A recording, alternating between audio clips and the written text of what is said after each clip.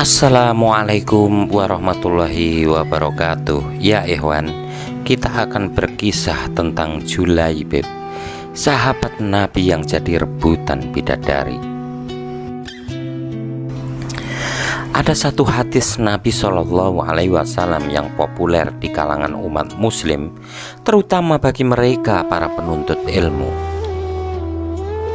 Dari Abu Hurairah radhiyallahu anhu, ia berkata bahwa Rasulullah SAW bersabda, "Sesungguhnya Allah tidak melihat pada bentuk rupa dan harta kalian, akan tetapi Allah hanyalah melihat pada hati dan amalan kalian." Hadis riwayat Muslim. Hadis ini sejalan dengan salah satu firman Allah dalam Al-Quran yang artinya, "Sesungguhnya orang paling mulia di sisi Allah adalah orang yang paling bertakwa di antara kamu." Al-Quran Surat Al-Hujurat ayat 13. Ya ikhwan, ada salah satu kisah sahabat Nabi yang begitu menyentuh hati karena lebih memilih berjihad bersama Rasulullah SAW daripada kenikmatan dunia. Lalu Allah pun menjadikannya syahid dan menjadi rebutan para bidadari di surga. Namanya Julaibib radhiyallahu anhu. Begitulah ia dipanggil. Namanya menunjukkan kalau ciri fisiknya yang kerdil dan pendek.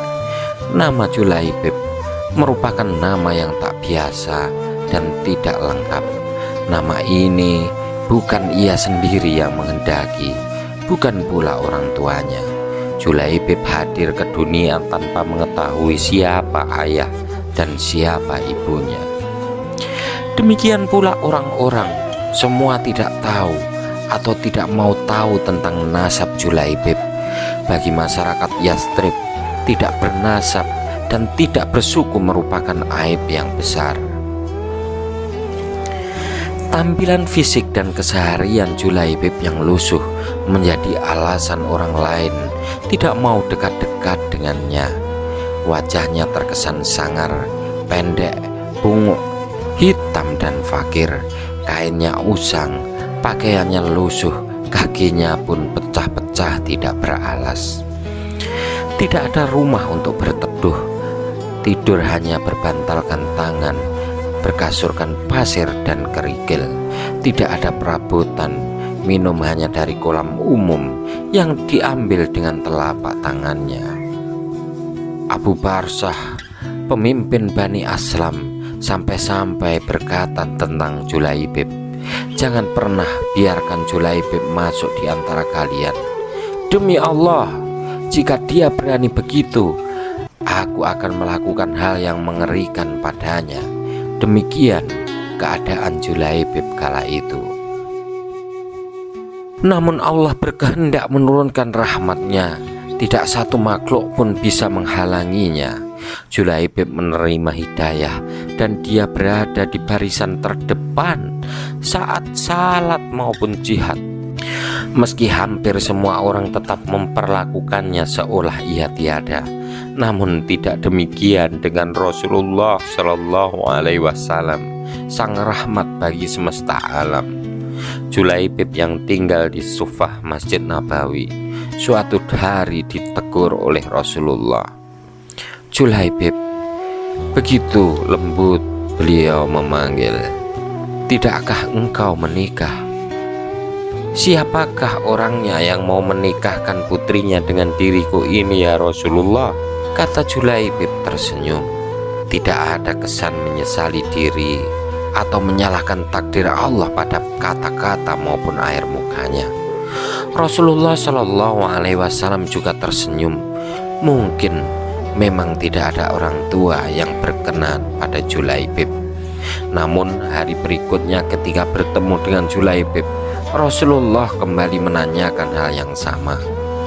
"Julaibib, tidakkah engkau menikah?" Dan Julaibib menjawab dengan jawaban yang sama.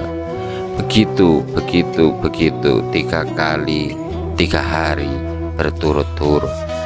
Dan pada hari ketiga itulah Rasulullah SAW memegang lengan Julaibib dan membawanya ke salah satu rumah pemimpin Ansor.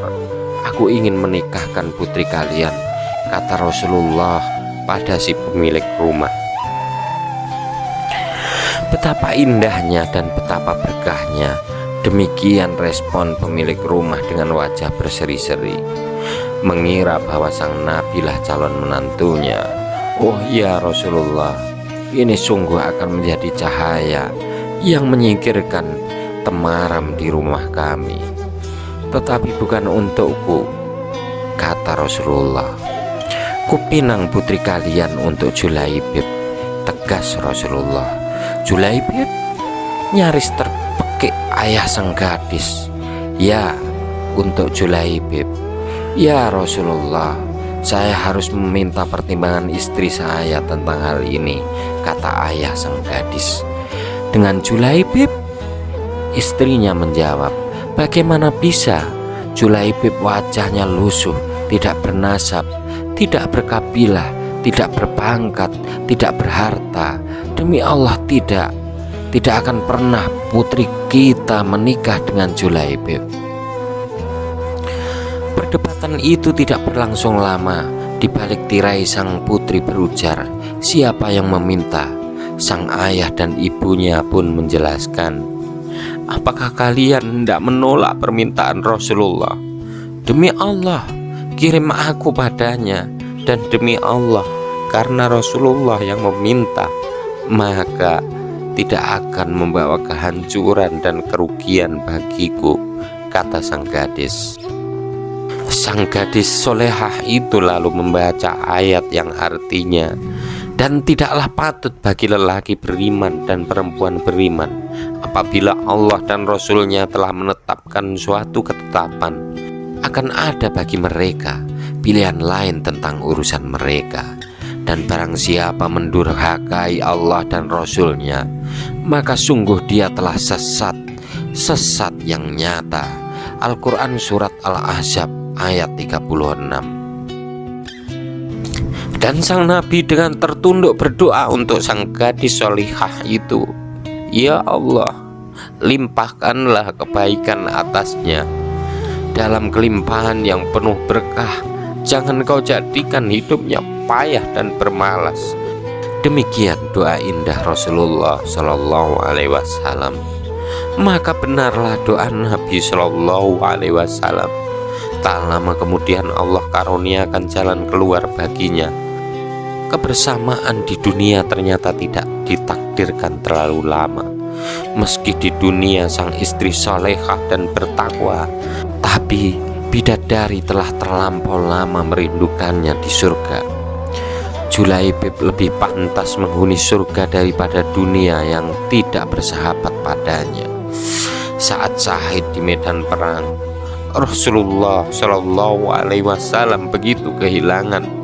Pada akhir pertempuran, Nabi Shallallahu Alaihi Wasallam bertanya, apakah kalian kehilangan seseorang? Tidak ya Rasulullah, serempak sahabat menjawab. Sepertinya Julaibib memang tidak ada artinya di kalangan mereka. Apakah kalian kehilangan seseorang? Tanya Rasulullah Shallallahu Alaihi Wasallam kembali. Nabi Shallallahu Alaihi Wasallam bertanya lagi. Kali ini wajahnya merah bersemu. Tidak ya Rasulullah. Kali ini sebagian menjawab dengan was-was. Beberapa orang menengok ke kanan dan ke kiri. Rasulullah menghela napasnya. Tetapi aku kehilangan Julaibib, kata beliau. Para sahabat pun tersadar. Carilah Julaibib. Maka Julaibib yang mulia pun ditemukan. Ia terbunuh dengan luka-luka di sekujur tubuh dan wajahnya. Di sekitar jasadnya ada 7 jasad musuh telah ia bunuh. Rasulullah dengan tangannya sendiri mengkafani Julaibib. Beliau mensalatkan dan berdoa, ya Allah, dia adalah bagian dari diriku dan aku adalah bagian dirinya, kata Rasulullah. Demikian kisah Julaibib yang akhir hayatnya berakhir syahid ketika membantu Rasulullah Shallallahu Alaihi Wasallam dan para sahabat. Pilihannya berjihad dan merindukan syahid, mendapat ganjaran indah dari Allah Subhanahu wa Ta'ala. Rupa memang tidak seelok para bangsawan, harta tak sebanyak yang dimiliki para raja, namun bidadari surga berebut menginginkan sosok Julaibib. Ya ikhwan, tepatlah kiranya kita menyimpulkan bahwa ketakwaan merupakan harta paling berharga di sisi Allah Subhanahu wa Ta'ala. Sebab kekayaan, rupa maupun kedudukan di dunia akan lenyap begitu ajal datang menghampiri pemiliknya. Semoga kita bisa mengambil pelajaran dari kisah ini. Wassalamualaikum warahmatullahi wabarakatuh.